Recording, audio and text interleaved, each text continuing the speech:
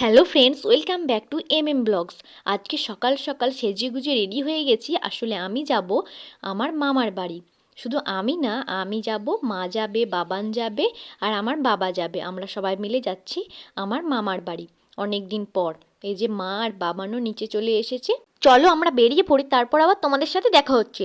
এখন আমরা হাফের বেশি রাস্তা চলে এসেছি। আসলে বাবান একটু ঘুমিয়ে পড়ছিল, তার জন্য বাবা আমাদেরকে নামিয়ে দিয়েছে বাঁধে। আমরা একটু হেঁটে হেঁটে যাচ্ছি। মামা বাড়িতে খাওয়া দাওয়া করে এখন সন্ধ্যা হয়ে গেছে, আমরা ফিরেও পড়েছি। ফিরে এখন ভাইয়ের দোকানে বসে আছি। বাবান দুপুরে ঘুমায়নি, আবার ঘুমিয়ে পড়েছে। আর দেখো আমি এখানে একটু রিলস বানিয়ে নিচ্ছিলাম, তোমাদের সাথে সেটাও শেয়ার করে দিলাম। এই দেখো বাবান এখানে ঘুমিয়ে পড়েছে, আর ওকে এখানে শুইয়ে দিয়েছি। এখন ঘুমোতে ঘুমোতে মেধাংশ হঠাৎ করে কান্না করে উঠলো। আমি সঙ্গে সঙ্গে কোলে নিয়ে নিয়েছি, তারপরেও কিছুতে কান্না থামাচ্ছে না। মা এদিক ওইদিক ঘোরাচ্ছে, তারপরেও কান্না থামাচ্ছে না কিছুতেই। মা দেখো ওখানে হাজে বসে আছে। আমি মাকে বললাম মা মোমো খাবো, তার জন্য মা নিয়ে চলে এসেছে এখন মোমো, আর আমি এখন খেয়ে নেব। হঠাৎ করেই আমার খুব মোমো খেতে ইচ্ছে যাচ্ছিল, তার জন্যই আমি মাকে বললাম, আর মাও নিয়ে চলে আসলো।